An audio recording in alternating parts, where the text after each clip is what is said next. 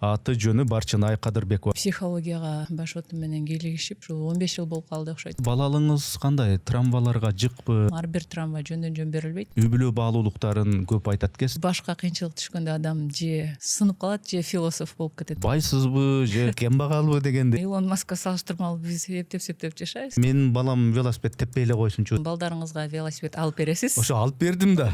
Аябай. Любой ата-эненин катасы мен үчүн сабак. Баласынын тарбиясына көңүл бурган эмес. Бала бизди тарбиялаш үчүн келет бул жашоого. Кээ бирки коучтар үй бүлөсү жакшы эмес. Үй бүлөм бар, 3 балам бар, жолдошум бар. Мусулманчылыкта бар да, ар бир нерсе бул сыноо депчи. Мага сабак, ар бир болуп аткан нерсе. Бизнесмен аялдар аял катары бактысыз депсиз да. Жеке ишкерлик кылып атканда же акча таап атканда эч качан эркектин ролун талашпай. Үйдө эле бала багып эле ушинтип эле киржип эле отура бер. Үйдүн кутубуз да биз. Мен ичимде гармония болсо, ошол үйдө гармония болот. Аялдын тапканы эркекке жукпайт. Аял болгондо анан эркек болот. Кээ бир эркектер болот, жалкоо иштебейт, аялын тапкан эле. Аял дагы жанталашып баштаганда коомдо слабый эркектер көбөйө баштайт.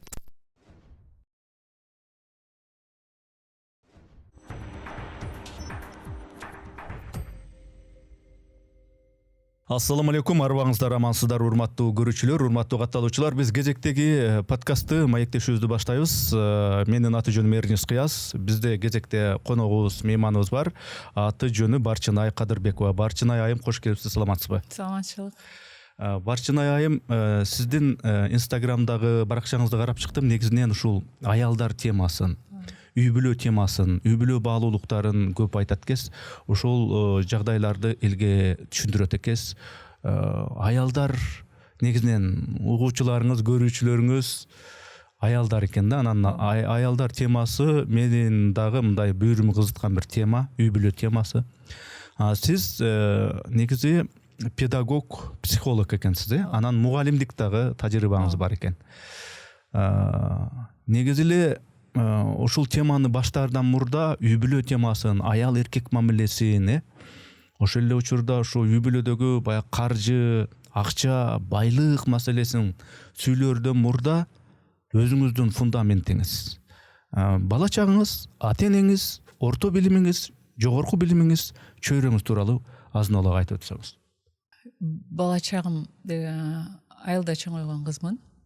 Чоң энем колунда, бир 6-7 класстарга чейин. Андан ата энем болсо ошо мамлекеттик кызматта иштешкендер. Атам аябай интеллигент адам болгон. Анан ошол мектепте аябай жакшы окуп, анан бир интервьюда айттым эле. Аябай сатча менен бүтүп, университетте жакшы окуп, бирок турмушка келгенде ал иштебей калды депчи. Анан баягы сөз бар го. Башка кыйынчылык түшкөндө адам же сынып калат, же философ болуп кетет депчи. Анан ошо турмушка келгенден кийин 7 жыл аябай кыйналдым. Мен программама дал келбей, жөнөкөй турмуш. Анан китептегидей чоңойгон кыз окшойм, же жомоктор мененби. Анан ошентип психологияга башоту менен кийлигишип, ушул 15 жыл болуп калды окшойт. Ушул багытта изилденгениме. Азыр деле изденүүчүмүн десем болот да. Психология болгондо психологиялык адистиңиз бар да, Ооба. Биринчи филологиялык адистикти бүткөм, андан кийин мен ошо турмушка чыгып 7 жыл жашагандан кийин бир аз таарынышып, Москвада жүрүп калганда мен анан психология боюнча билим алып баштадым да. Кийин келип анан аны официалдаштырдым. Азыр деле билим алам. Ар мамлекеттерге барып, аз убакытка, кыска. Элге ушундай бир нерсени түшүндүргөн, ушундай мотиваторлор күйөө менен аял темасын айтканда өтө жакшы нерселерди айтышат. Могул туура эмес, могул туура, жакшы эле айтышат. Бирок өздөрүнүн үй бүлөсү кандай болду экен деп карай келсең, кээ бирки коучтар өздөрү үй бүлөсү жакшы эмес, же ажырашкан, же ушу үй бүлөсүдө мындай бир проблемалар бар болот, бирок ошол эле учурда үй бүлө темасын айтып берет. Та ошо сиздики кандай үй бүлө жагы? Үй бүлөм бар, 3 балам бар, жолдошум бар. 22 жыл болду жашаганыбызга. Анан кризистер убагында аябай катуу болгон.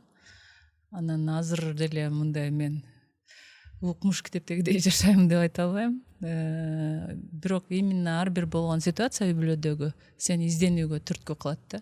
Мүмкүн аларга деле ошол кризис изденүүгө түрткү кылгандагы анан түшүнгөндөрүн адамдар менен бөлүшө башташкан. Мен ойлойм, мен бир нерсени бөлүшкөн болсом, бул мен үчүн гана ошондой да, менин көз карашым менен. Анан точно ушундай болуш керек дегенден мен алысмын.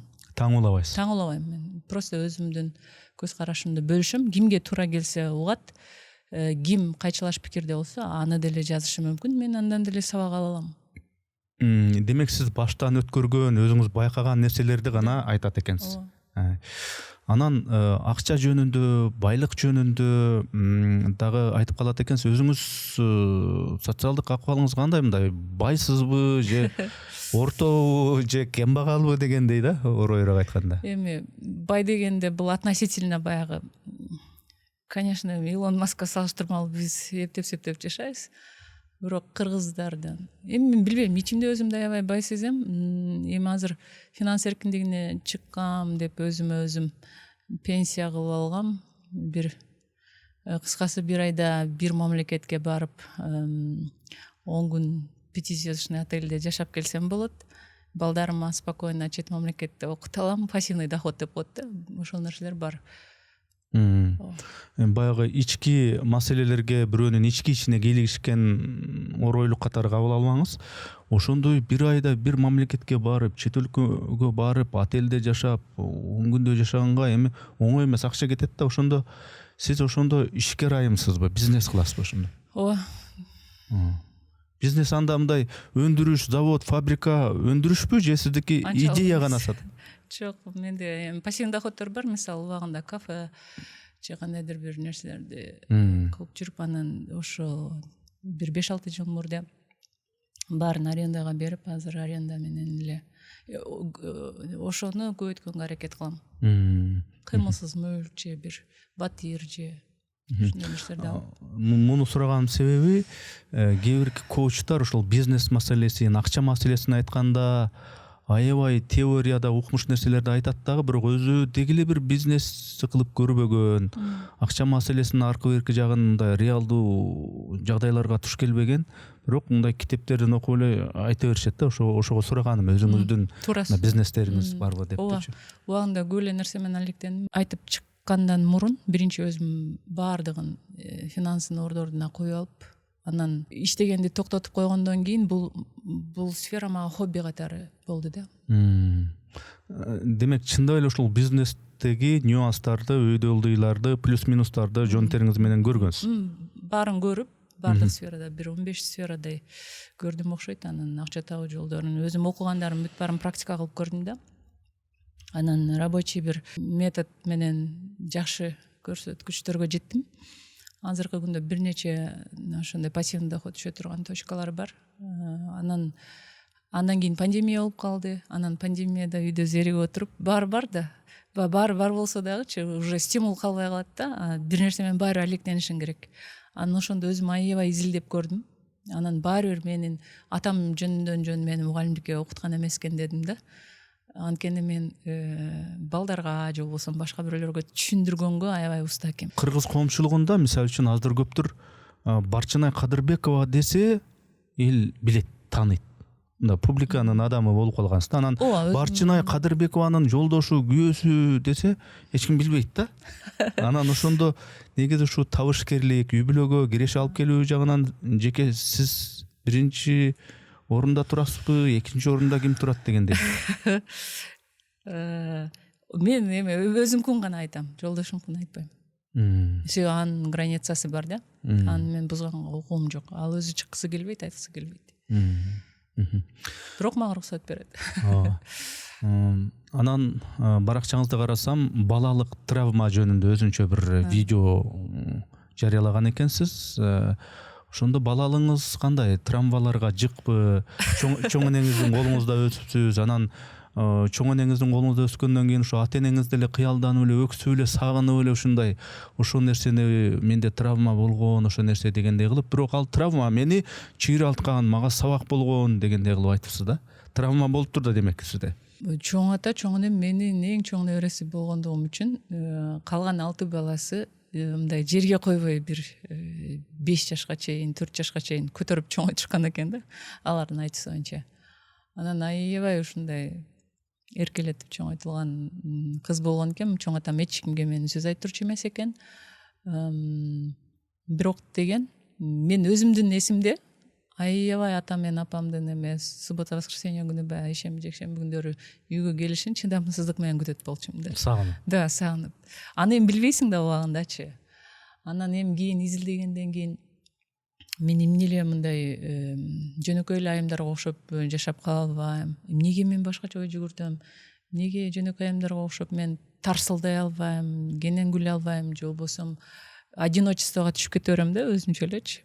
Анан ошону изилдеп көргөнүмдө анан тамыры ошол жактан келип чыкты да. Анан психологияны окуганда түшүндүм, ар бир травма жөндөн жөн берилбейт.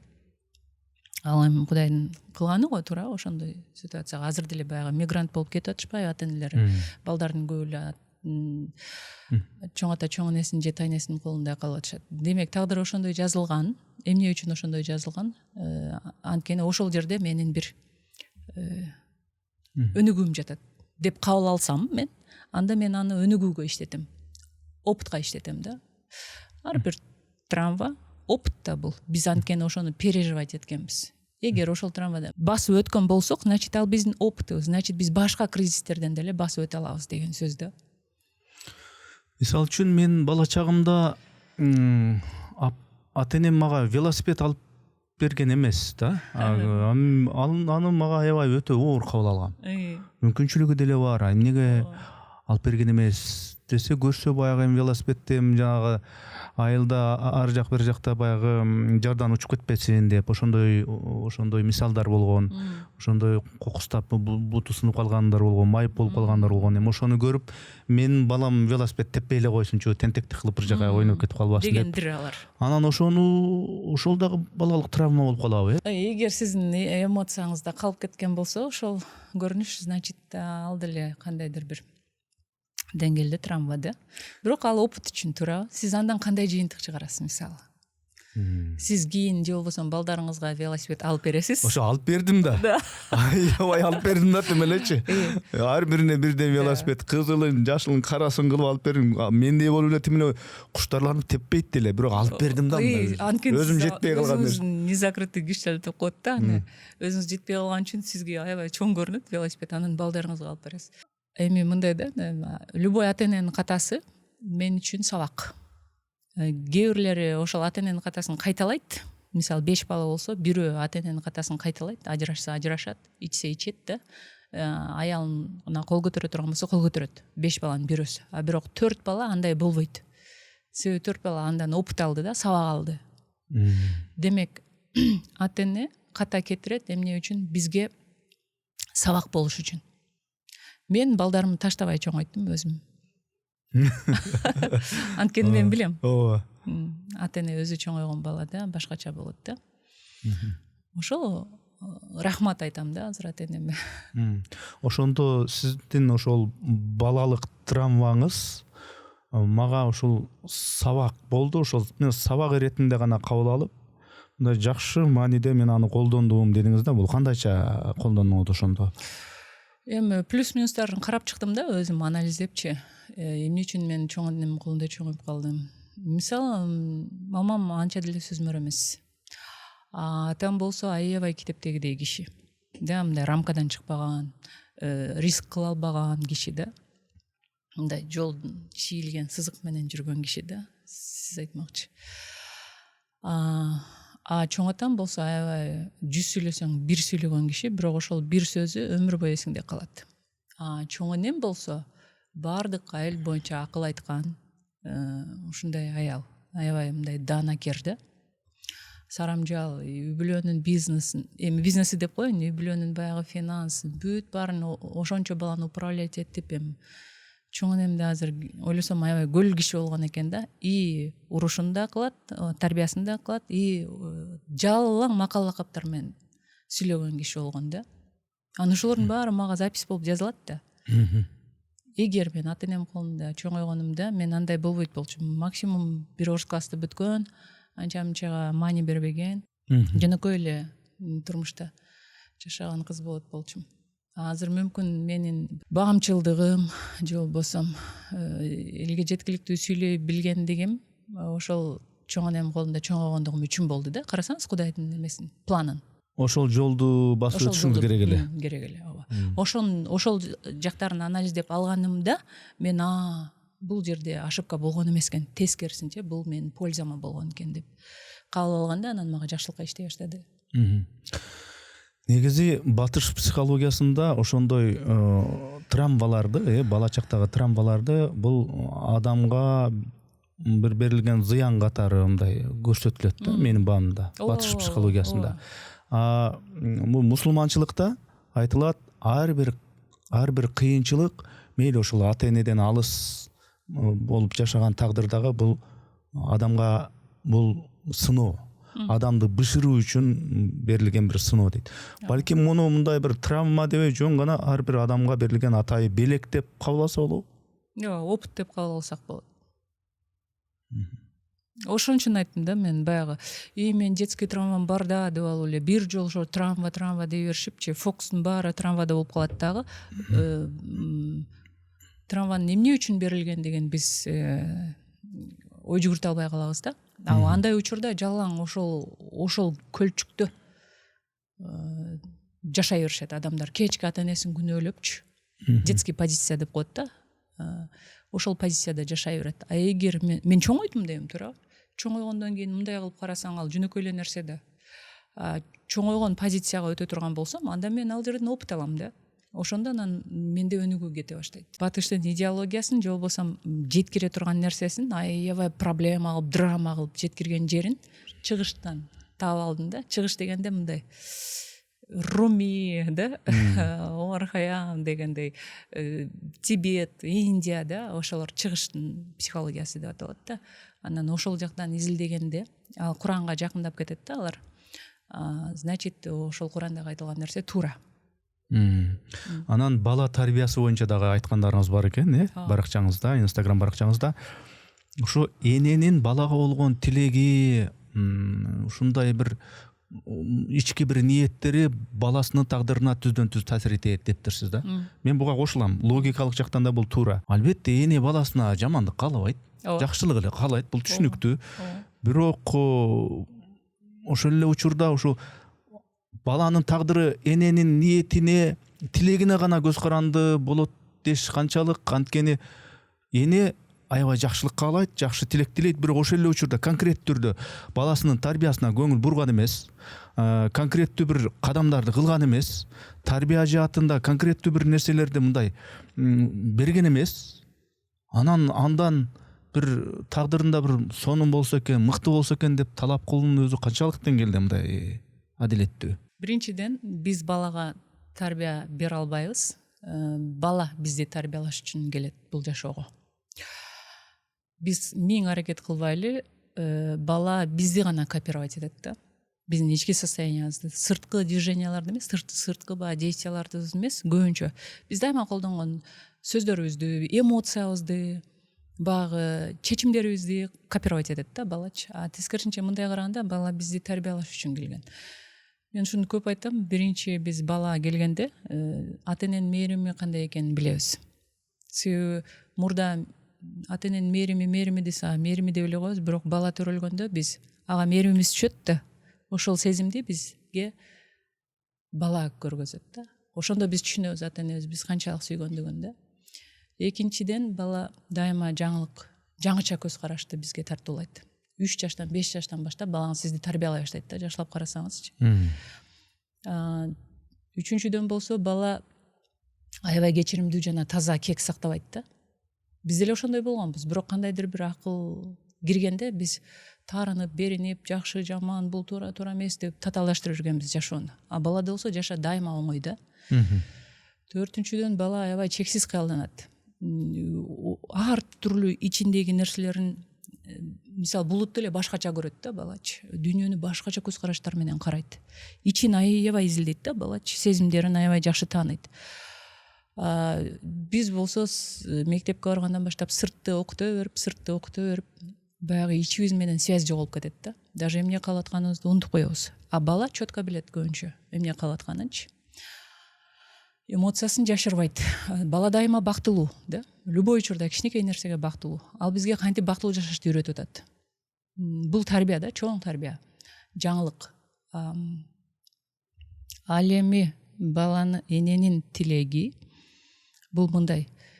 Эне курсактан баштап бизди эне эмнени сезген болсо, бала дагы ошону сезет. Демек сезимдер ошол жактан бизде, сезимдердин базасы ошол жактан түзүлөт да. Ошондо кош бойлуу мезгилинде мен кандай сезимдерди жашаган болсом, прямой балага эмне болот, программа катары жазылат. Кийин төрөлгөндөн кийин мейли ал балам менин колумда чоңойду, же чоң атасынын колунда чоңойду, же вообще таштанды болуп калды. Ага карабайт. Мен кандай балам жөнүндө ниет тилектерди кылсам, точно ошондой болот бала. Ал менин тарбияма карабайт. Себеби мен тарбиялап албайм. Дайыма бала меники эмес да, мындайча менчиктебешим керек. Ал жараткандыкы. Анан жараткандын өзүнүн планы бар го. Ошол боюнча чоңойот да бала. Ошо, менин ниетим түздөн түз таасир этет. Мен айткан сөз баягы кыжаалатчылыкчы. Биз эмне кылабыз? Сүйүү тили биздики кыжаалатчылык менен. Балам ичип албадың, жеп албадың, ооруп калбадыңбы? Биз эмне жөнүндө ниет кылып атабыз? Карасаңыз, сөз дагы бул ниет да. Себеби ойдогу нерсе сөзгө чыгат. Сөз дагы ниет. Ошондо биз көбүнчө эмне сүйүмүш болуп туруп эмнени кайра тартып атабыз биз сөз менен. Балам ичип албадыңбы десе, ал ичип алган болобу ошондо барып. Биз чакырып атабыз го ошол боло элек нерсени. Боло элек нерсени биз элестетип, ниетибизде да, сөзүбүздө сүйлөп, ошону биз чакырып атабыз.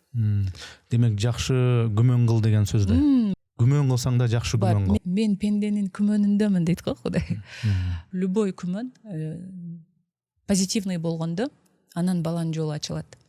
Если мен позитивный ой жүгүртө албасам, анда Кудайга эле тапшырып коюшум керек. Баланычы лучше.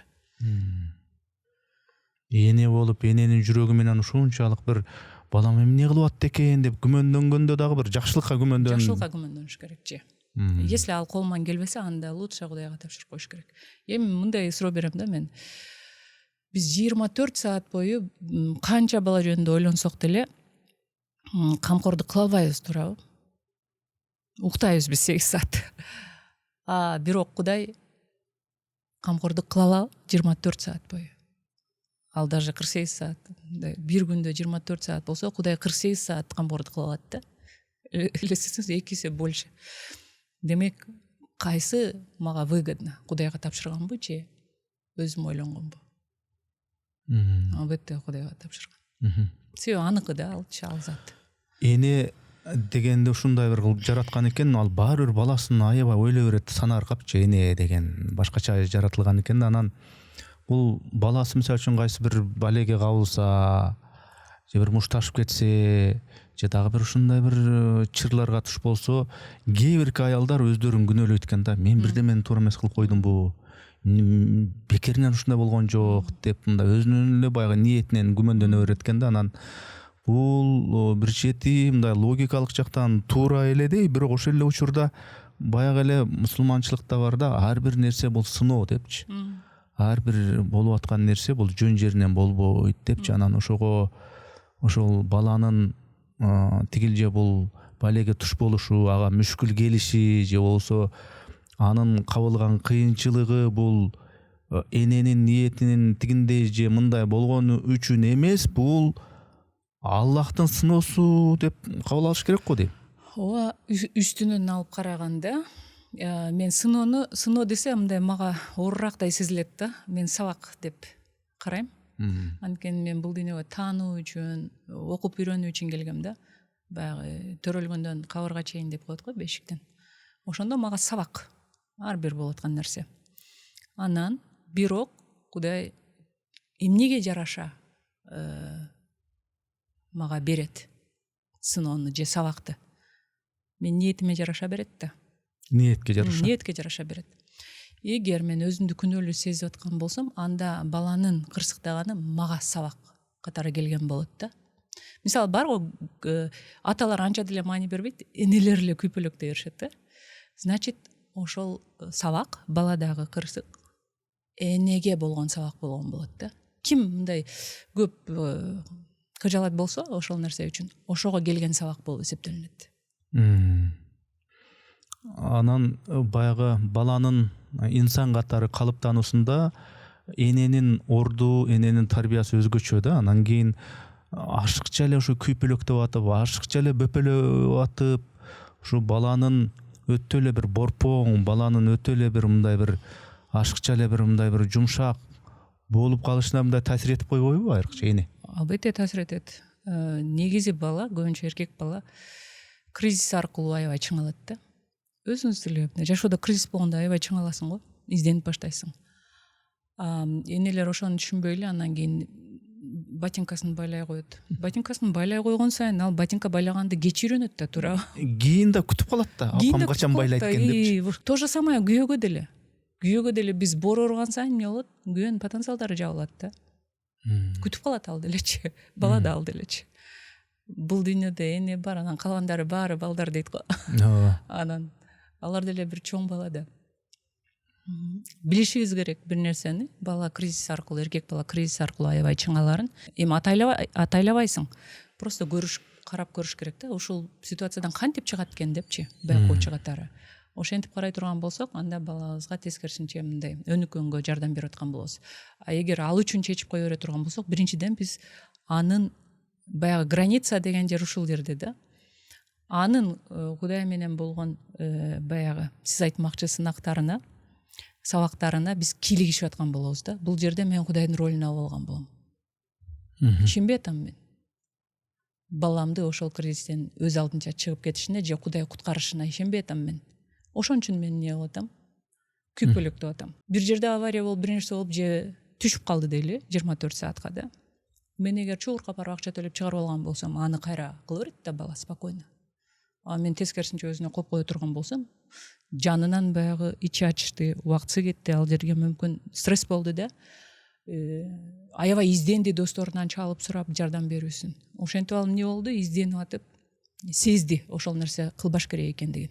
Мен оңой чыгарып койгон болсом, ал кайталайт автоматически аны. И даже агай бирде мага бирөө айтып атат да, балам 6-класста же 5-класста уурдайт депчи, акча. Анан аябай жаман болуп алыптыр да, өзүнөн кетипчи. Анан мен айтып атам да, биринчиден жакшылап карап көрүңүз дедим. Башка балдарыңыз уурдай албайбы? Жок, уурдай албайт. Сизге көрсөтүп уурдайбы же көргөзбөй уурдайбы? Качан алып койгонун өзүбүз билбей калабыз дейт да. Анан карасаңыз дедим, балаңыздын мындай аябай техничный экендигин, ошого мээси жетип аткандыгын. Давай сиз анда жакшы ниет кылыңыз. Значит, балам аябай акчаны жакшы көрөт. Келечекте чоң бизнесмен болот деп туруп ниет кылып коюңуз. Дагы ал жөнүндө вообще ойлонбоңуз. Кудай өзү тарбияласын. Деп анан экөөбүз кичине иштештик. Анан кийин 5-6 айдан кийин жандуу жолугушууга барсам, айтат да, вообще жыргабадымбы, баламны уурдаганы деле калды дейт. Азыр ошол эле балам көзүмө өзгөчө көрүнүп, аябай решительный көрүнүп, аябай тапкыч көрүнүп атат көзүмө дейт да. Болгону бир ситуацияны биз кандай көз караш менен кабыл алабыз, ошого жараша кете берет да. Күмөн ушул жерде иштейт. Демек, ойду, ниетти түздөп оңдош керек го дейм. Ошо баласы уурдап атса дагы буюрса ал жакшы болот деп, жакшы жагын карап көрсөңүз, чындап эле мисалы үчүн лох бала уурдай албайт да, туура. Ал ошончо эч кимге көргөзбөй уурдап атканына жараша ал изденип атат да баягы жердечи, ситуациядан кантип чыгышты. И анын кандайдыр бир пландары бар да, башкача максаттары бар, необычный. Эми уурлук маселесине келгенде, айрыкча бала чактагы уурлук маселесине келгенде, мындай балалык тентектик деген болот да. Ала көйдөндүк, чындап эле акылың жогураак болуп, аны биз деле алма уурдаганбыз, уурдабыз дегендей.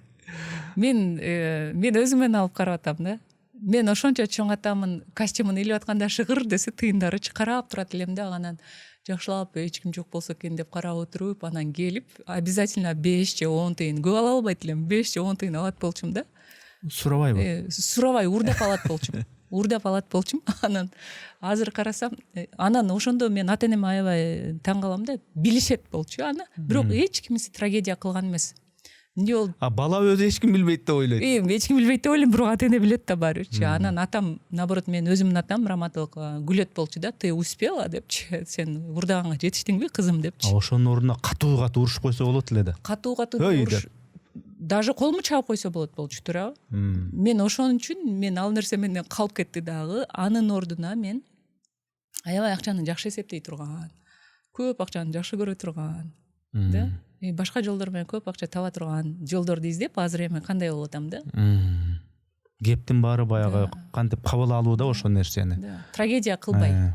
Эми бир аз башкача темага өтөлү. Сиздин Instagram баракчаңызда бир видеону көрүп туруп, мен сөзсүз ушул суроону берейинчи, анан жоопту угуп көрөйүнчү деп чечтим эле да. Баардык ийгиликтүү, баягы успешный деп коет го, баардык ийгиликтүү бизнесмен аялдар аял катары бактысыз депсиз да. Кандайча ушундай болушу мүмкүн? Сиз ар бир аялдын бактылуу бактысыз болгонун кандайча ушундай бир сөз менен аныктай аласыз дейм да. Эми бул меники эмес, албетте изилдөөлөрдөн кийин анан өзүм дагы көпкө чейин ушуну ойлондум да. Анан негизи мындай, аял катары деген түшүнүк бул аял менен эркектин айырмачылыгы 4% болот өзү негизичи. Баягы чыгыш философиясында инь-янь деген болот го. Ар бир эле адамда аялдык энергия, эркектик энергия болот. Айырмасы меники 52 эркектик энергия болсо, мен эркек болуп жаралам. Анан 52 тескерисинче аялдык энергия болсо, мен аял болуп жаралам да. Кудай таалам ошентип жараткан өзү. 4% айырмасычы. Бирок ошол 4% өзгөчөлүктө аябай мындай ширеси, даамы жатат да ошол жердечи. Мен инсан катары, просто инсан катары. Мисалы, ошол 4%ды алып салганда мен инсанмын да. Инсан катары аябай чоң ийгиликтерге жетишим мүмкүн. Аябай финансый эркиндикке бүт дүйнөнү кыдырышым мүмкүн. Бирок ошону менен баягы 4%дык мага табиятым аял катары берилип атпайбы? 4%дык таразага кое турган болсом, баягы 4% бийик болуп чыгат да. Көпчүлүк ошону түшүнүшпөйт.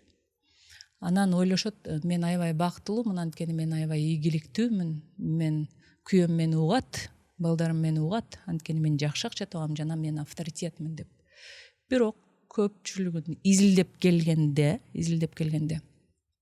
вот сиз айтмакчы ошолордун балдары анчалык деңгээлде проблематичный болуп чыгат, же болбосо күйөөсү дагы бир нерсеге болуп чыгат.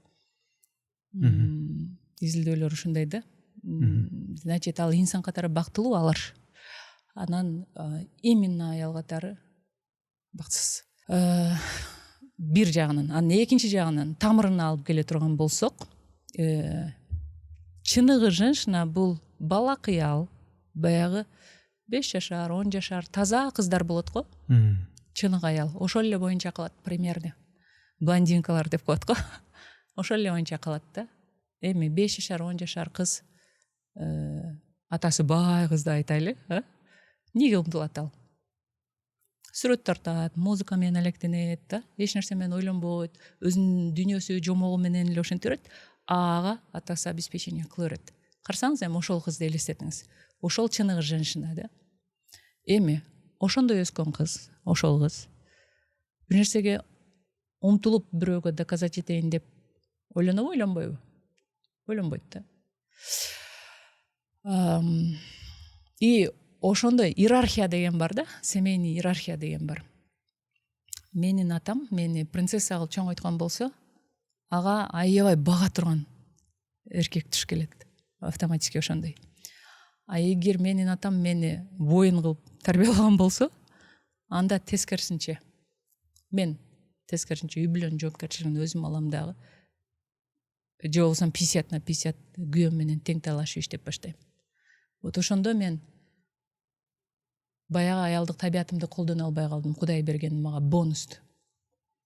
Жөндөн жөн эч бир аял, если аялдык табиятыбызды ала турган болсок, жөндөн жөн эч качан ийгиликке умтулбайт, эч качан байлыкка умтулбайт. Ага өзү келет, өзүнөн өзү бүт баары. Просто жөн эле жүрүрсө деле келе берет.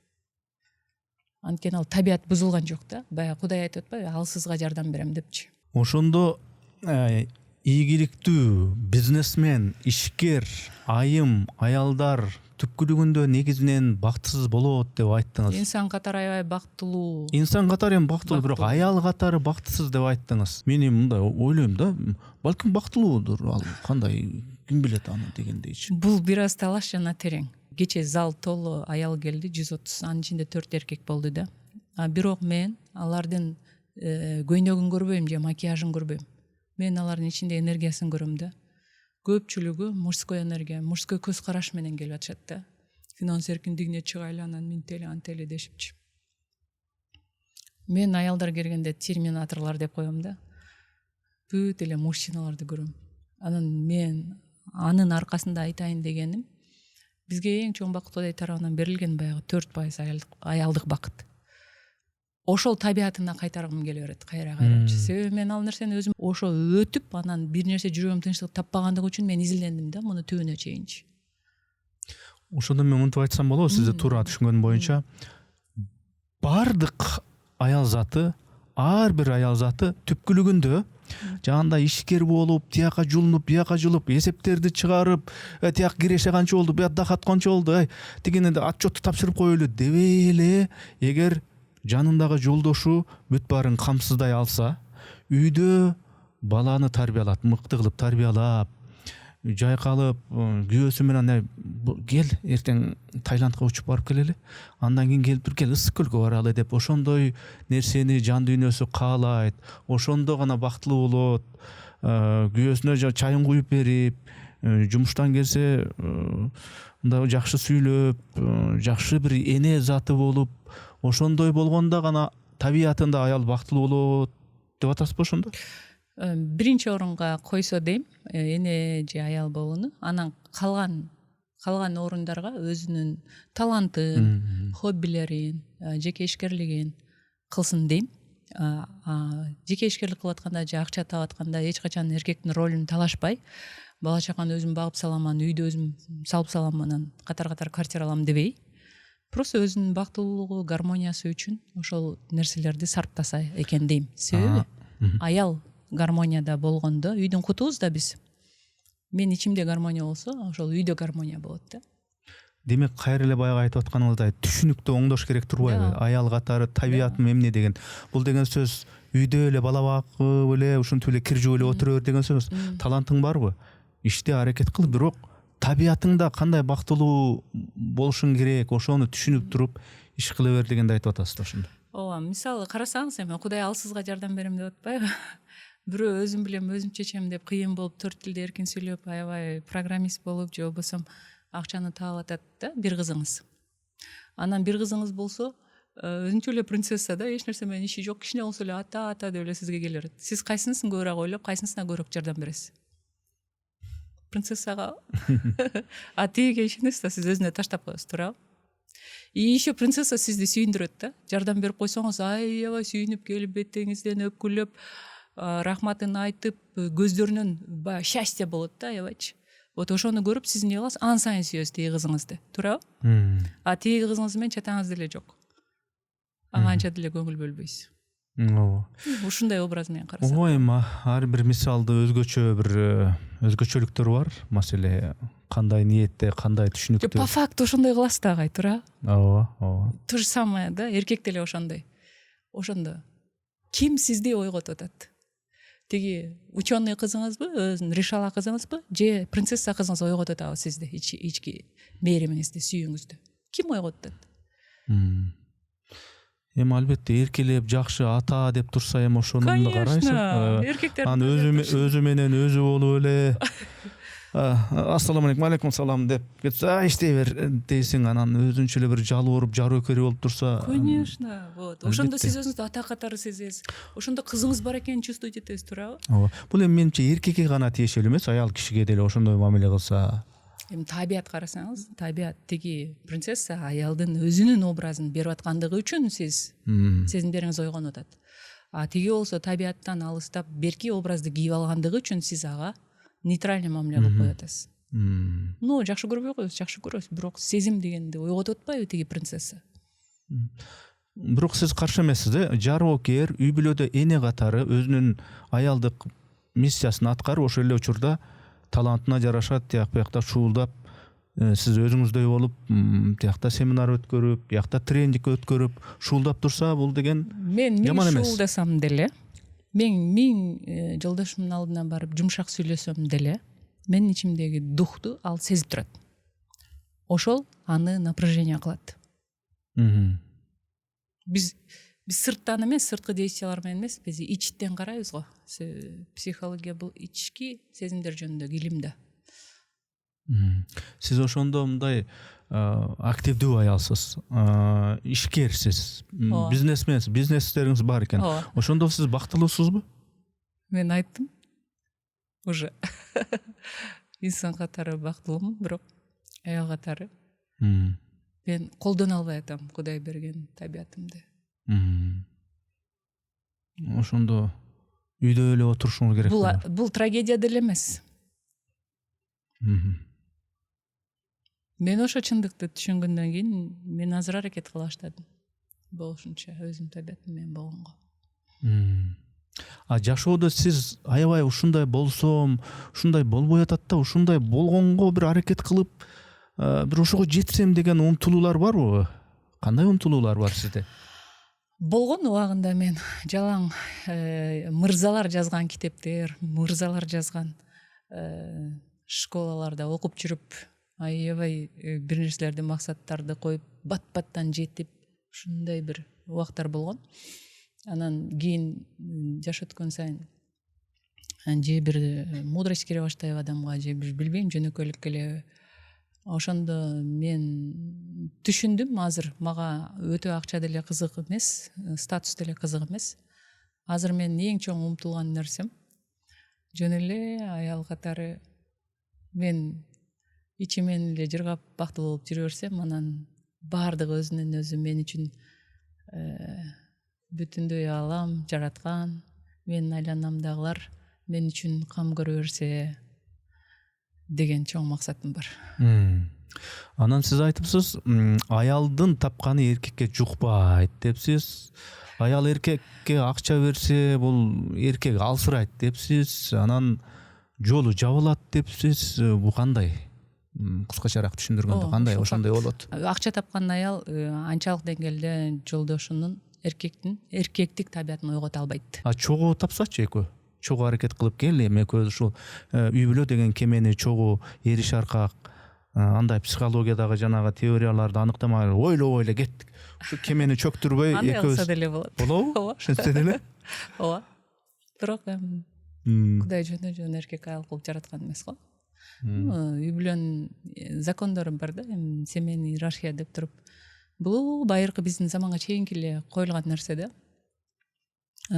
Аял болгондо анан эркек болот. Анан ошондо үй бүлөдө гармония болот делген да. Мунун түгүн чечмелей келе турган болсок, мындай бар. Кээ бир үй бүлө 50/50 болуп жашайт, да? Кээ бир үй бүлөдө болсо эркек бүт баарын камкордугуна алат дагы, ошол эркектин духу менен чоңойот үй бүлө, камкордук алынат. Кээ бир үй бүлөдө тескерисинче мама решала болот дагы. Анын последствиясын карап көрө турган болсок, 3 үй бүлөдө тарбияланган балдар 3 башка болот. 50/50 жашаган үй бүлөлөрдө риск көбүрөөк болот. Себеби бир ситуация болуп кала турган болсо, аял өзүн өзү багалат, спокойно кетип кала берет да. Аял решала болгон жерде алсыз тукум уланат, естественно. Күйөөсү камкордукка алган жерде бүт баары бир законго баш ийет. Бул жерде табият бузулган жок, и анын кыздары кыздай болот, балдары баладай болот. Сиз ошондо айтып атасыз, аял акчасын ушу эркекке берсе, бул мындай жолу жабылат депсиз да? Бизде ушу пайгамбарыбыз Мухаммад саллаллаху алейхи вассалам өзү негизи миллионердин баласы болгон эмес да эми. Жөнөкөй эле үй бүлөдөн чыккан. Анан Хадича энебиз болсо, ал деген өтө мындай бизнесмен, бизнес леди болгон. Аябай абройлуу ушу бизнеси темеле ушу төө кербендери менен тияка бияка каттап турган бизнесмен аял болгон да, мындайча айтканда. Анан ошого экөө баш кошуп атат. Тиги аялдын капиталы менен Мухаммед пайгамбар саллаллаху алейхи вассалам тияка бияка барып келип атат, жолу жабылбай эле берекесине береке кошулуп эле ашып ташып атат да, же мен туура эмесирээк мындай сурап атамбы же түшүнүп алдымбы? Мен пайгамбарларды анализ кылгандан алысмын. Бирок ал даражага биз жөнөкөй адамдар өзүбүздү салыштырбай эле койсок болот. Жараткандын амири менен пайгамбардын ичиндеги баягы пайгамбарлык ачылыш үчүн бул Кудайдын планы болду да. Себеби финансы же үй бүлө же бала чака деп жүргөндө мүмкүн ал өзүнүн ичине көңүл бөлбөй баягы жараткандан берилген нерсе ачылбай калышы мүмкүн болчу. Ошого Аллах сыбасын деп мүмкүн ошондой тагдырды Кудай ага буйруп насип кылды да. Лучше аны биз жөнөкөй адамдарга салыштырбай эле койгон жакшы. Эң туура айтканыңызга кошулам, анткени ал жөнөкөй адам эмес, адамдардын баягы асылы. Акылыбыз жетпеген жактарына тийишпей эле койсок болот да.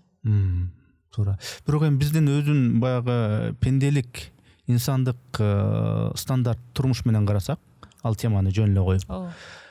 Демек, аялдын акчасын эркек иштетсе жана жолу жабылат дегенди айтып атасыз. Бирок эми ар кандай жагдайлар болот да. Мисалы үчүн эркек ооруп калат, жакшына эле көргүчтөтүп таап атып ар кандай болуп калат, ар кандай сыноолор келет башына. Ошондо аял деле кошо баягы кеменин бир жагын кошо, калакты кошо эме кылып, орток акчаны чогуу иштетип, аны сеники меники дебей ушундай болуп кетсе, менимче жакшы эле болот болуш керек. Жакшы эле болот, боло берет. Кантип болсо ошондой боло берет. Самое главное, адам өзү ошол жерде комфортно жашаса болду. Мындай деген нерсе жок го жашоодочу. Бирок сиздин айтып атканыңызда мындай нерсени айтып атат болушуңуз керек. Мен баягы билсем дагы билмексем болгондой болбоюн. Кээ бир эркектер болот өзүчү. Негизи жалкоо, иштебейт, аялын тапкан эле саап жеп, аракет кылбай отура берет. Ошолорго тиешелүү го дейм бул. Да, ошолорго тиешелүү. Мен мисалы, мен өзүм айтайын. Эгер менин жолдошум мени камсыздай албаса, бала чакам камсыздай албаса, мен андан эркек катары андан эч кандай нерсе ала албай калам. Мүмкүн просто биздин үй бүлөбүздүн атасы же болбосо жолдошум деген нерсе болушу мүмкүн. Ушундай бир мен үчүн преданный, мен үчүн бир нерселерди чечип берген эркектен анан аял бактылуу болуп баштайт да. Өзүн аял сезип, назик сезип да, ишенген адам бар.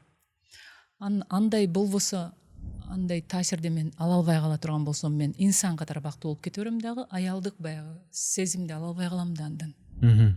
То же самое наоборот. Сиз деле решала аял болгон болсо, андан берки принцесса кызыңыздан ала тургандай восхищенияны ала албай каласыз. Аны жөн гана партнер катары эле карап каласыз.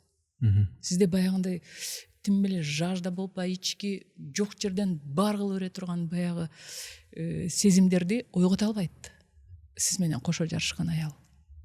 Сизге 100% ишенип, жалдырап тим эле сизди көргөндө жайнап баягы сизден күтүп отурган аял сиздин ички потенциалдарыңызды толук ойгото алат да. Негизи мындай дагы түшүнүк бар го. Жолунун ачык же жабык болушу адамдын, ал аялынын болобу, күйөөсүнүн болобу, бул адамдын ырыскысы, бул Кудайдан делинет го. Өлчөнүп, жазылып коюлган, канча суу ичериңиз, канча нан жээриңиз, канча плов жээриңиз, шорпой жээриңиз бүт алдын ала жазылган деп. Ошондо кандай болуп калат? Ушуга мындай салыштырып айтканда, бизге баарын берди, чексиз кылып. Бирок биз ниетибизге жараша ала алабыз. Өзүбүздүн ниет пейилибизге жараша гана ала алабыз. Бүт баары турат, например, баягы дарыяда суу агып атат. Биз эмне менен барсак, ошону менен гана ала алабыз. Мен чака менен барсам, чака менен алам. Если мен труба менен үйгө киргизип ала турган болсом, ошону менен алам. Если чөмүч менен барсам, чөмүч менен алам да. Вот, Кудай бүт баарын берди. Бул дүйнө чексиз да, рызкы да аябай чексиз да, толтура акчаларчы. Байлык, сүйүү, мээрим бүт баары чексиз. Бирок мен эмнеге жараша алып атам? Карта мира деп коет да, мен ниет пейилиме жараша алып атам. Үй бүлөлүк орток акча деген болот да. Кээде аял таап калышы мүмкүн, кээде эркек акча таап калышы мүмкүн. Вот это сиз айтмакчы, батыштын бизге жиберген, кийин кирген нерсе. Бирок ата бабаларыбызды карап көрө турган болсо кандай эмес? Кандай? ата бабаларыбыз карап көрө турган болсок дайыма эркек жоопкерчиликтүү болгон. Бир эле эркек бир үй бүлөнү эмес бир өрөөнү баккан. Жок эми бир баягы заманбап реалийлерди эске алышыбыз керек да. Боло турган болсок, Бирөө аялы мугалим. Агылып келген нерсе бул. Совет доорунан тең укуктуулук деп туруп биздин иерархияны бузушту алар. Вот ошондо тең укуктуулук иерархияны киргизимиш, тең укуктуулукту киргизимиш болуп иерархия бузулганда, аял дагы жанталашып баштаганда, бирок коомдо слабый эркектер көбөйө баштайт. Да? Слабый эркектер көбөйө баштайт. Ошону менен анан кантип биз батыш болуп кеткенибизди өзүбүз билбей калабыз. Баарын көрүп чоңоюп атат да поколение. Болор экен дейт да. Аз кичинекей бала менен кечинде сүйлөштүм да. Пусть анын өзүнүн акчасы болсун, менин өзүмдүн акчасы болсун. Мага iPhone купи, анан сумочка купи дей бербесин. Мен ага сатып бербейм деп атат да. Потому что тарбиялап атат да, карасаңыз, TikTok башкаларчы. Анан балам сен деген мужиксың да, мындайсың да, сенин триллиондогон акчаларың болот. Ошондой боло турган болсо, сен бир принцессаны алып турган болсоң, сен эмне сатып бересиң деп кайра башынан сурасам, анан уже башкача жооп бере баштады да.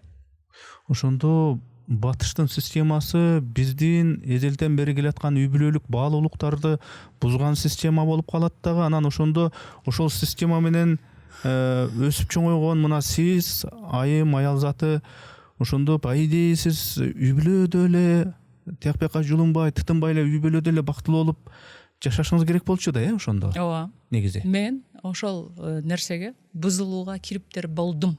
Бирок ар бир бузулуунун аркасында бир нерсе, мисалы бир үй урап түшө турган болсо, жаңы үй тургузулат да, туурабы? Ар бир бузулуунун аркасында жаңы жашоо бар да. Значит, мен бузулууга кириптер болгонумун дагы аркасында жакшылык бар. То же самое кыямат каяң болот. Кыямат каяң болгондон кийин анан эмне болот? Кайрадан осознанный жашоо башталат. Башкача, доор. Демек кыямат каяңдын эле өзүнүн жакшы ролу бар да. Сиз муну мындай жөнөкөй аял катары эмес, муну адис психолог катары айтып атасыз да, э?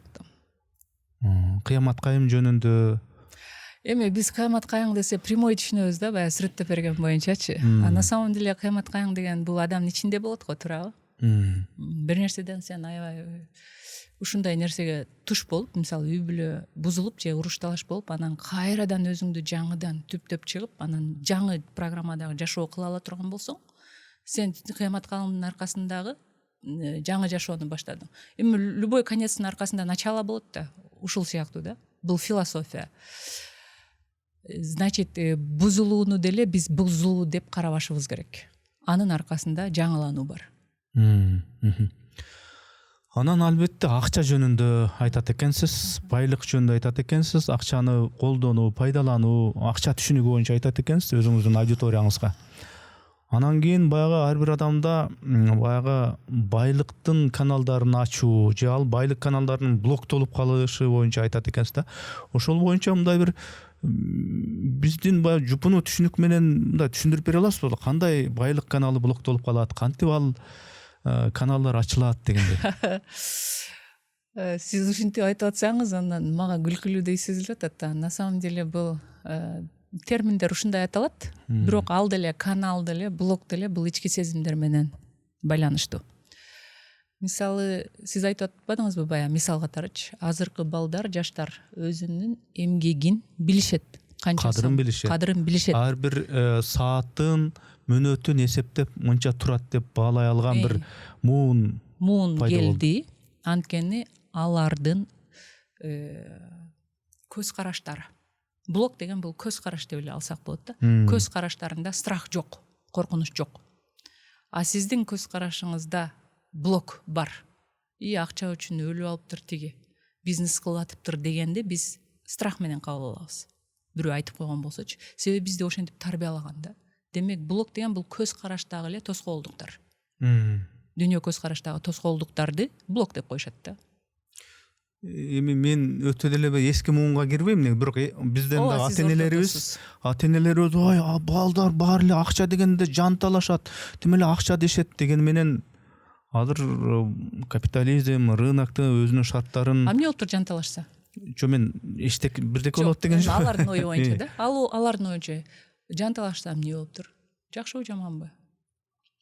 Жеке мен мынау мамлекеттик системада, мамлекеттик каналдарда иштедим. Азыр мына жеке аракет кылып атпаймынбы?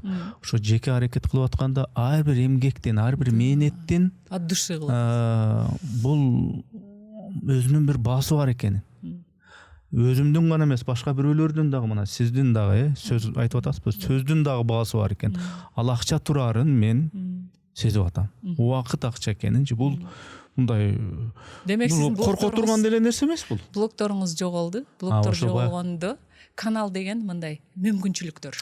Көз караштар, түшүнүк турбайбы кайра эле. А канал деген мүмкүнчүлүктөрдү көрө баштадыңыз да сиз. Ошол неме көз караштар ураганда сиз мүмкүнчүлүктөрдү көрө баштадыңыз.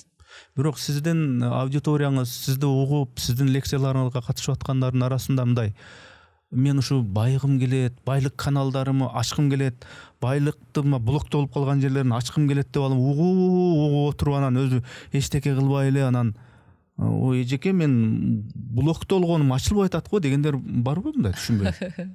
Болот го. Көпчүлүктө эмчи. Анан бирок большинство мен эми жеңил түшүндүрүп бергенге аракет кылам. Ошол түшүнүктөр каяктан келгендигин, кимдин программасы экендигин түшүнгөндөн кийин ал түшүнүктөрдөн арылышат да. Арылганда андан кийин мындай мүмкүнчүлүктөр бар турбайбы деп мүмкүнчүлүк көрүнөт адамга. Анан мүмкүнчүлүк көрүнгөндө аркасынан энергия келет да, действияга өтө турган. Вот, значит, сиз айткан байлык мээнет менен келет деп атпайсызбы? Вот мээнет деген бул кетмен чабуу же бир нерсени экинчи нерсеге сатуу эмес. Мээнет бул ошол көз караштарды алмаштыруудагы аракеттер. Ичтен болуш керек да мээнет. Ичтен көз караштар бышылып жеткенде адам көз ачылат. Көз ачылганда мүмкүнчүлүктөрдү көргөндөн кийин уже ал не кылат, вырабатывать этип чыгат да ичинен энергиянычы, действияга өтө турган энергияны. Значит, мээнеттин башталышы көз караштан башталат кайра эле. Ошо мурдагы эле турмуштук шарттарга, мурдагы эле ошо сыноолорго жаңыча көз караш менен карай баштайт. Түшүнүктөрдү гана алмаштырат деген. Мен акча дегенде жанталашкан жокмун. Мен просто эмгегимди баалап атам десеңиз, бүттү. Көз карашыңыз алмашты, туурабы? Сиздин эмгегиңиз баалана баштайт. Эми мен мындай баардык коучтар, мотиваторлор деп айтпас элем. Кээ бирки коучтар ушу айтканда ушул баардык нерсени материализмге, бу дүнүйөгө, акчага, мүлккө байлап эле ушу элди мындай бу жашоонун баардык маанисин ушу акча менен материализмге байлап аткандай таасир калтырат да кээ бирки коучтарда. Сизде андай эмеспи? Мындай. Өзү негизи байлык деген эмне өзү? Сезим да, туурабы? Адам мисалы 200 000 сом таап деле өзүн аябай байлардай сезип, убагында иш алып, убагында каалаганын алып кийип, жеп, тууган урук менен катташып, ошентип эле спокойно байлардай эле жашашы мүмкүн. Кээ бирлери $100,000 айына тапса деле түп алып как будто жоктой жашашы мүмкүн да. Демек байлык бул акча менен өлчөнбөй турган нерсе, бул сезим менен, ички состояние менен, ички акыбал менен өлчөнө турган нерсе да. Анан эми закон мындай иштейт. Мен ички акыбалымда өзүмдү канчалык ток, бай сезе турган болсом, мага оңой болот акча табууга. Мен дайыма ач сезимде бир нерсе кыла турган болсом, мен 1000 бир нерселерди кылбайын, бирок баары эле баягы кризиске такала беришет да. Себеби биздин ички сезимдерибиздин эле чагылышы да бул жашоочу. Демек мен ичимде канчалык Кудайдын кенен экендигине ишене турган болсом, результаты менин материалдык жетишкендиктерим же болбосо ошол азыркы комфортный жашоомдо мен канчалык өзүмдү аябай комфорт чувствовать этем, гармонияда чувствовать этем, ошону менен бааланат менин Кудайга болгон ишенимим. А эгер мен Кудай бир нерсе кылсам анан берет, минтсем анан берет деп алып отура бере турган болсом, анда ооба ошого эле жараша болот жашоом. А мен Кудай просто берет мага, анткени ал мени сүйөт. Же ал аябай берешен деп ишене турган болсом, анда мага аябай оңой келет бардык нерсе. Бирок дагы бир жолу айтам, материалдык нерсе менен ченелбейт. Ал просто сезим, ички акыбал, байлык.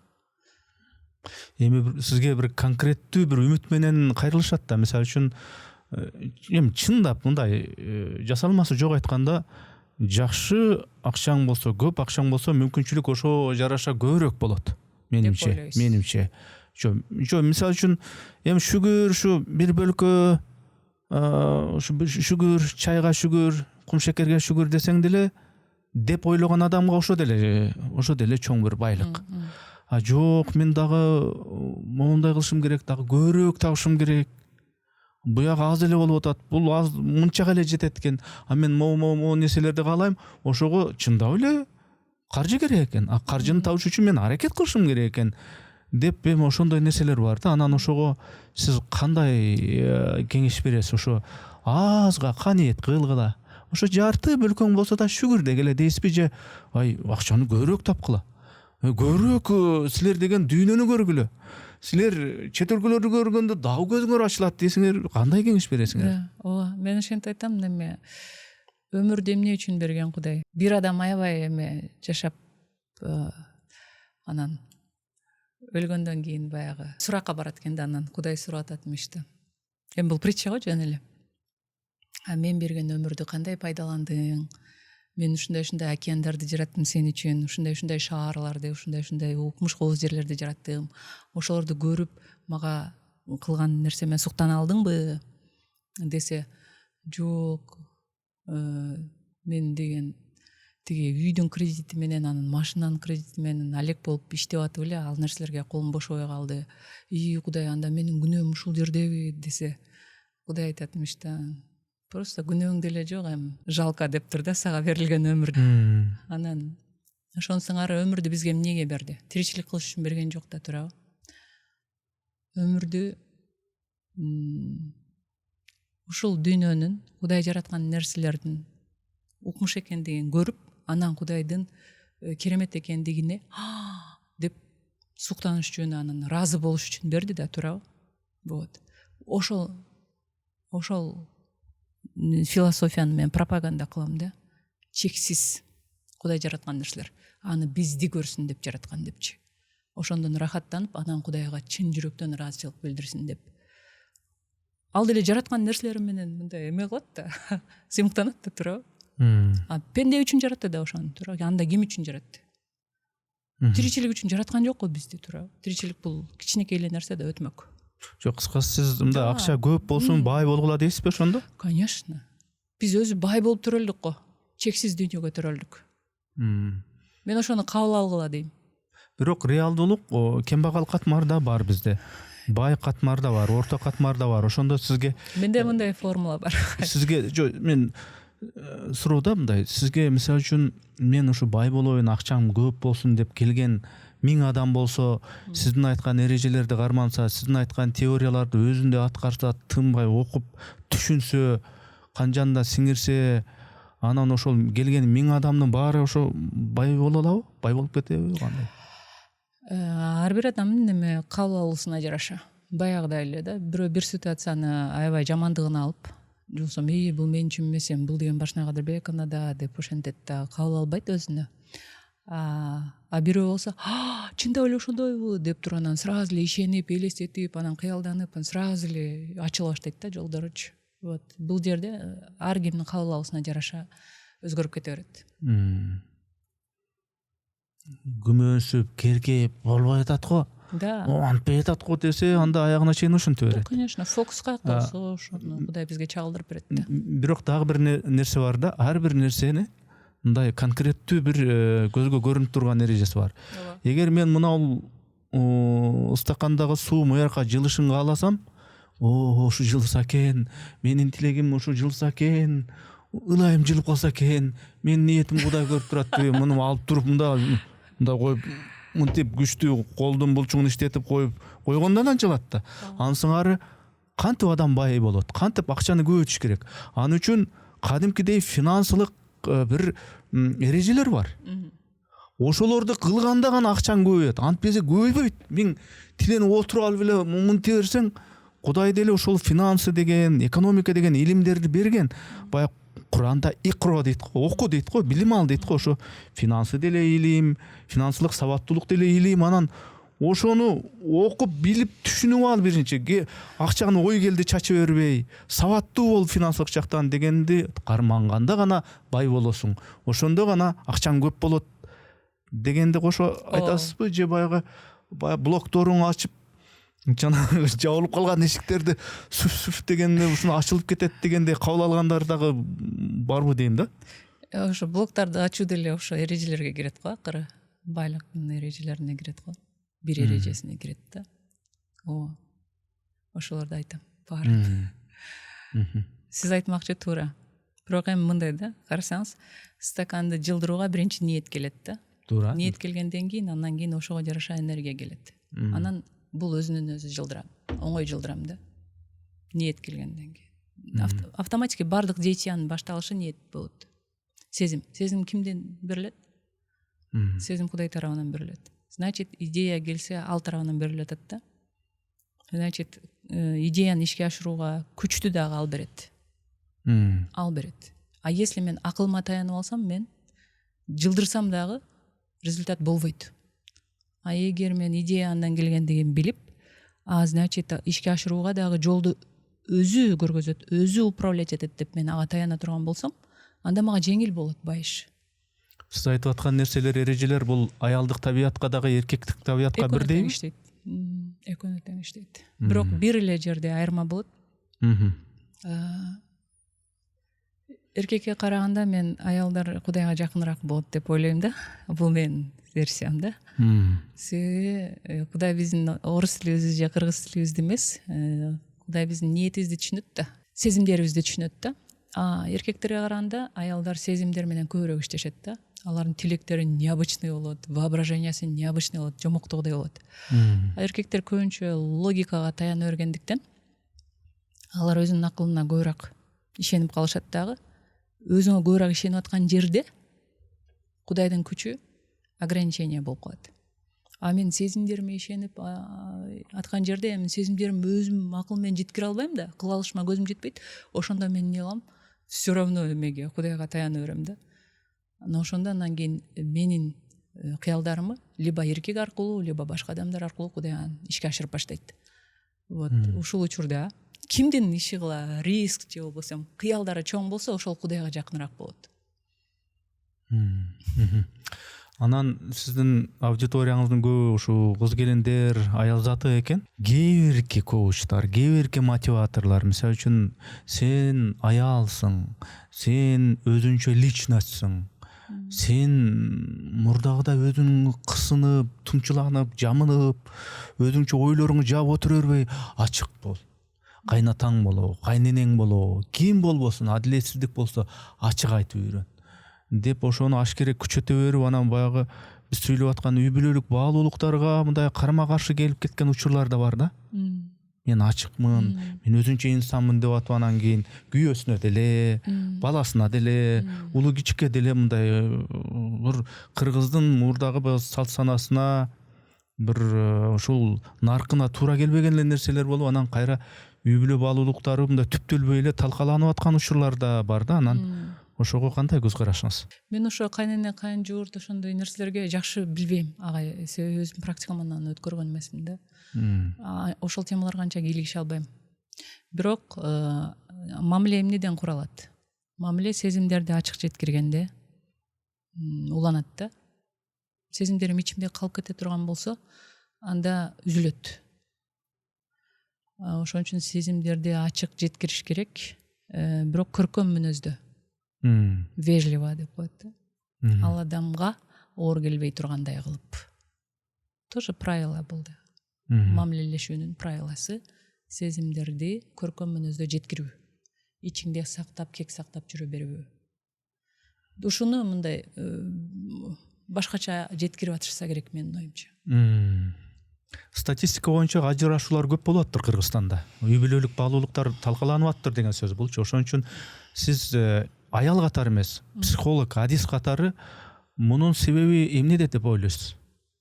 Биринчиден мен ажырашууну жакшы дагы деп айтпайм, жаман дагы деп айтпайм. Ажырашуу бул бүттү деген сөз эмес. Да. Мүмкүн ажырашуудан кийин жаңы жашоо башталышы мүмкүн. да, же бирөө аны трагедияга айландырып алышы мүмкүн. То же самое менин восприятияма жараша болот да. Биз эмнеден корксок ошол көбөйөт да. Ажырашуудан коркуп өрө турган болсок анда ал көбөйөт да. Если ажырашууну жөнөкөй эле нерсе катары карап, тескерисинче ал жерден сабак алып, анан ал точка эмес экендигин түшүнө турган болсок, мүмкүн бул бизге анча деле проблема болбой калат дагы. Демей деги эле жашоонун бир сыноосу же сабагы катары эле кабыл алынып калат. Анан мен бирөөнүн жашоосуна бирөө таасир этет дегенден алысмын. Мен кандай кабыл алам? Мен өзүмө коюшум керек да жоопкерчиликти. Сиз айттыңыз го, ар бир Кудайдын алдында ар бир адам өзүнчө жооп берет депчи. Мен психолог же болбосо Эрнест Кыязовдун подкасты мага ажырашуума себеп болду дей турган болсом, анда мен детский позицияда турган болом. Мен деген чоң кишимин да турабы. Мага бирөө айтышы мүмкүн подкаст. Мен аны өзүмдүн карта мирам менен фильтр кылып, анан өзүм чечим чыгарып атам да. Өзүм чечим чыгарып атам. Бул учурда, значит, үй бүлөлөрдүн ажырашуунун көп болушуна бир нерсе таасир этти деген сөз бул туура эмес. Ошондо сизге көптөгөн кыздар келет, аялдар келет, жашы бир топ жашап калган жашамал аялдар келет, ар кандай курактагы аял заты келет экен. Сизде ошончо курстарды, тренингтерди, окууларды өтүп жүрөсүз. Ушул кыргыз аялдарынын, кыз келиндеринин эмнеси сизде мындай ой тобо ушундай да болобу деп таң калтырат? Эмне трагедиясы эмнеде? Трагедиясы мен ачык эле айтам, неме биринчи мен өзүмө болгон сый урматым, өзүм канчалык билген сайын, жаратканды тааныган сайын өзүмө болгон сый урмат жогорулат да менде. Өзүңө болгон сый урмат деген бул өзүң менен өзүң чынчыл болуу. Мен эң мындай деген нерсе аялдардын көбүнчө маска менен жашагандары да. Өздөрүнүн ичиндеги нерсеси башка, анан кылып аткан нерселери вообще башка да. Экөө бири-бирине дал келбейт. Маска менен жашайт да. Мындай караганда, со стороны караганда бечара да. Почему маска кийип алышат? Анткени ошол страхты түшүнүп, жеңип, оңой эле нерсе, оңой эле экендигин көрө албай атат. Татаалдаштырып атат да жашоосунчу. Болбогон эле нерсени трагедияга айландырып жашайт, допустимчи. Мындай караса жөнөкөй эле нерсе ал. Өтө ошол маска кыргыздардын, аялдардын же биздин менталитеттеги трагедиялуу нерсе. Азыр ушундай тенденция кетти. Эми интернет көп мүмкүнчүлүктөрдү ачты бизге. Сиз сыяктуу профессионал адистер жашоону, ошол мисалы үчүн аялдарга тиешелүү, кыздарга тиешелүү жашоонун ак карасын ал мындай, бул мындай деп айтып берип, өзүнүн баракчасы аркылуу аудиториясы бар. Бирок муну мындай мамлекеттик масштабта, системалуу түрдө кызды болобу, жигитти болобу өмүрүндө жашап көрөлүк, тажрыйба топтолек, ошол жаш жигиттерге, кыздарга өзүнчө ушундай бир усулдар болушу керекпи? Мындай мектептик деңгээлде, университеттик деңгээлде, балким башка академиялык деңгээлде. Академия деген жерде неме матрица жатат да. Бул деген кандайдыр бир капкан сыяктуу. Биздин мүмкүнчүлүктөрүбүздү чектеп, анан баш ийдирүүгө болгончу. Анан ошон үчүн ал жакта мен ойлойм, адамдардын укмуш өнүгүп өсүп гүлдөп кетүүсүнө эмес, тескерисинче адамдарды курал катары пайдаланууга багытталат бардык шаблондор, көпчүлүк шаблондор. Ошондуктан мен академический нерселер, бул нерселерди аябай Руминин алган нерсесин, Руминин ачкан илимдерин академия четке кагат го, илимде далилденген эмес деп турабы. Эмне үчүн? Анткени адам слишком өнүгүп кете турган болсо, баш ийбей калат, туурабы. Сиз деле азыр мисалы баш ийбей калдыңыз да, анткени өнүктүңүз да. Ошондуктан мындай то же самое мен ойлойм да, Кудай осознанности деле берген адамга берет да. Буйруп насип кылган адамга берет. Осознанный болгусу келген адам аны любой жерден таап алат, өзүнө керектүү жерденчи. Ошонусу менен кызык да. Ошонусу менен айырмаланат өсүп өнүккөндөрчү. ошон үчүн алга карабайт. Академический жактан болбойбу өсүп өнүгөм деген адам ага карабайт. Тескерисинче мүмкүн доступна болуп калганда бул нерселердин баары баркы кетип калат да. Баягы мектептегидей, лицейдегидей, университеттегидей эмес. Балким бул нерселер ансыз деле окутуп аткан чыгар. Да. Бирок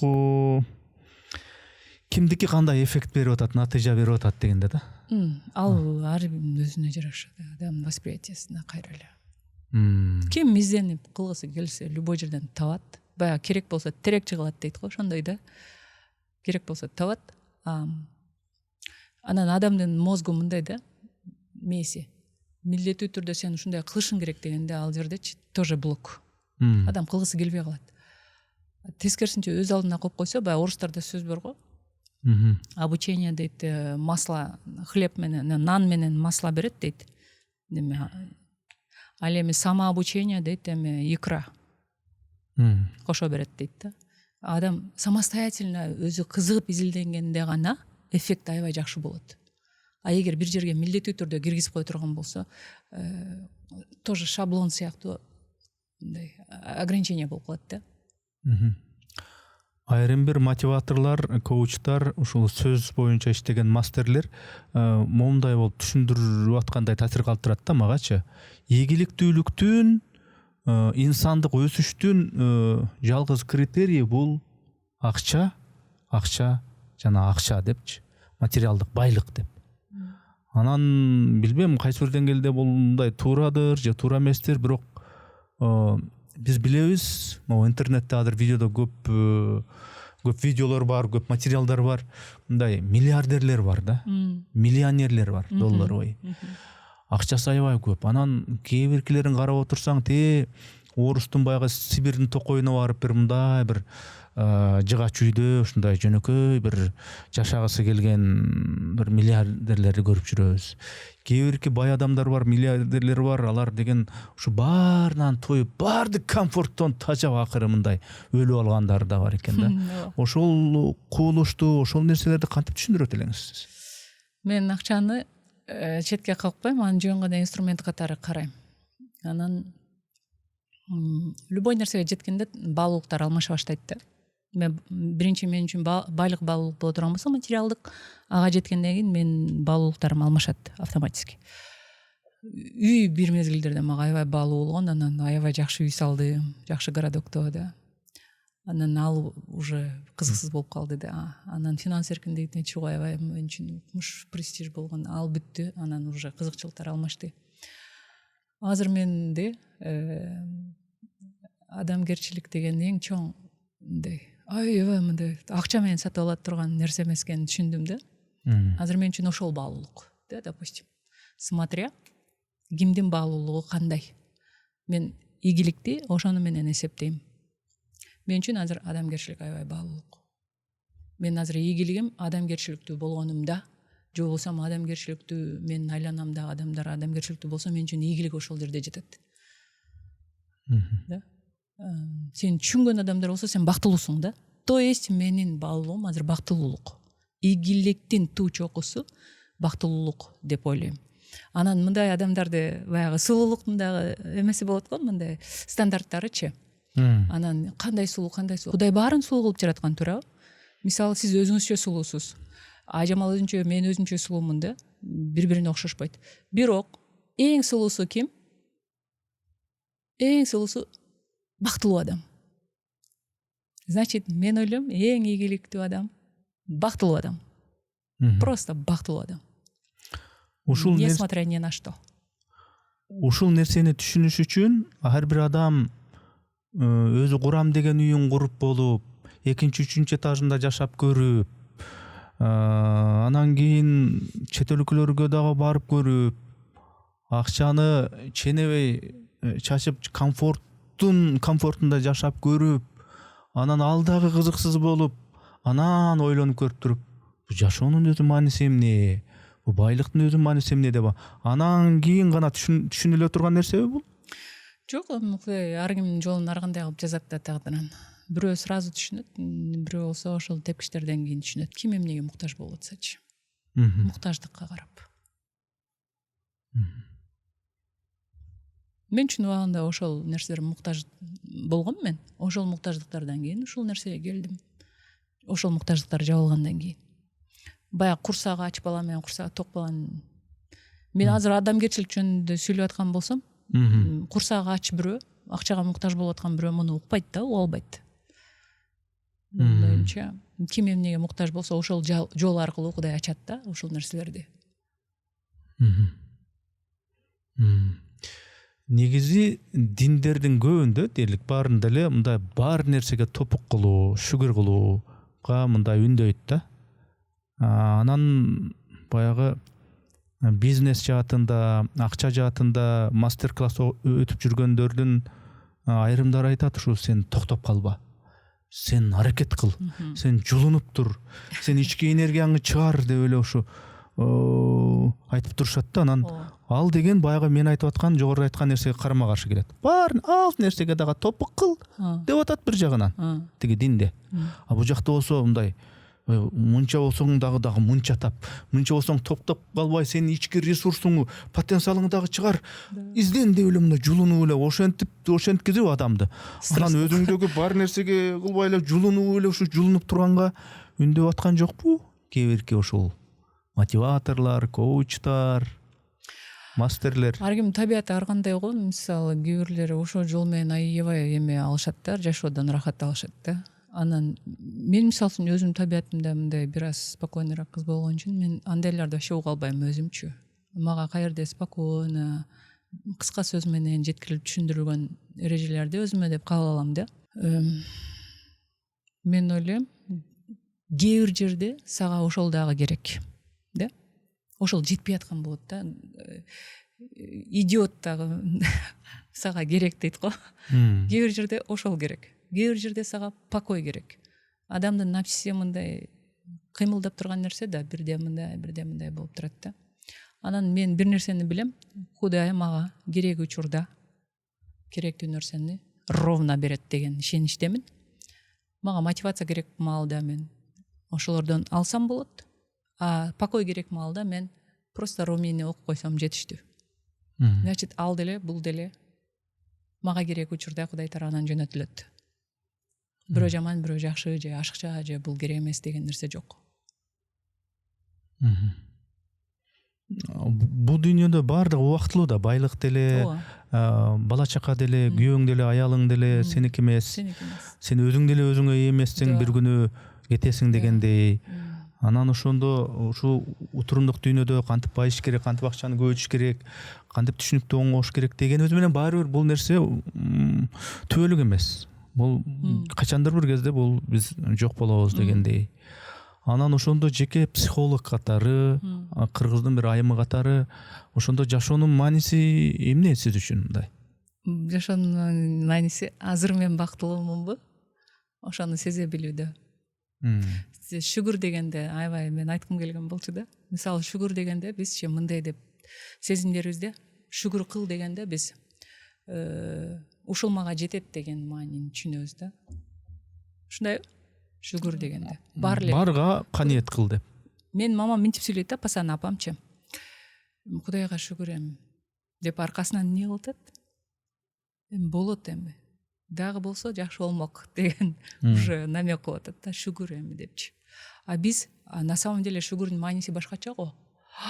Кара мага Кудай ушунча суу берди деген шүгүр деген бул ыраазычылык состояниясында айтыла турган нерсе да өзү. А биз тескерисинче шүгүр дегенди айтканда ниетибизде жетет эми. Эми ошо болсо болот эле. Тетигине каалап атам, калып аттым эле, бирок буга да шүгүр эмес. Вот, көрдүңүзбү? А сиз айтып атасыз. Сөзгө эмес, ниетке жарашабы? Сиз айтып атасыз, ошондо Кудай мага көз берди. Ушу көздүн бергенине эле жыргап отура бериш керек да. Көз берди мага да. Баягы сиз айтмакчы баалуулук да. Мен канчалык бир нерсени баалуу нерсе катары көрө баштасам, ошого жараша мен эмне болуп баштайт, дүйнө мага көрүнө баштайт. Вот шүгүр деген нерсе тескерисинче ыраазычылыктын туу чокусу да. Жетип атат мага депчи. А жетпеген кишиге астында моундай нерсе алтын турса да жетпейт. Ал топук деп айтылат. Ал ушундан эки эсе тигинде бар экен деп тигинде карайт дегендей. Да, ошондой. Эми психолог катары өзүңүздүн ойлоруңузду айтып атасыз. Бул баягы классикалык бир баналдуу суроо болуп калышы мүмкүн. Мындай өлкөнү кантип өнүктүрөбүз деп атпайбызбы? Биз эми Кудай насип этиптир ушул кыргыз болуп, анан Кыргызстан деген өлкөдө жашап калыптырбыз. Анан өлкөнү кантип өнүктүрүш керек сиздин оюңузча? Ар адамдын түшүнүгү ар кандай болсо, бул дүйнөнү таануу дарамети ар кимисиники ар кандай болсо, ошондо кандай өнүктүрүш керек сиздин оюңузча? Мен ойлойм, өлкөнү өнүктүрүү деген нерсе менин ишим эмес да, өзүчү. Так. Менин ишим эмес. Сиздин ишиңиз эмес. Мен өзүмдү өнүктүрө алам. Эгер мен өзүмдү өнүктүрө алсам, мен өзүм ичимде аябай бактылуу болсом, мен Кыргызстандын жалаң бактылуу жерлерин көрөм, бактылуу адамдарын көрөм да. Анан мен оюмда Кыргызстан жөнүндө аябай, мен чет мамлекеттерге барып Кыргызстан жөнүндө аябай мындай суктандырып айтып берем да. Көпчүлүк чет мамлекетте менин подписчиктерим, мен вообще Кыргызстанга барайын деген оюм жок болчу. Ушу сени көрүп, сени уккандан бери мен аябай Кыргызстанды сүйүп калдым дей беришет да. Мен эмне кылып атам? Өзүм бактылуу болгон үчүн Кыргызстанды бактылуу көрүп атам. Анан бактылуу сүрөттөп атам. Вот мен кошкон салымым гана болот. Бирок өлкөнү мен өзгөртө албайм. То есть өлкөнү өзгөртөм десем, анда мен өзүмдү өзгөртүшүм керек. Ошол эле оңой эле нерсе. Демек ар бир адам ичинде өзүн өзгөртө алса, ошондой адамдардын саны демек көп болсо, 7 миллион болсо, 8 миллион болсо, демек өнүккөн ошол деген. Ооба.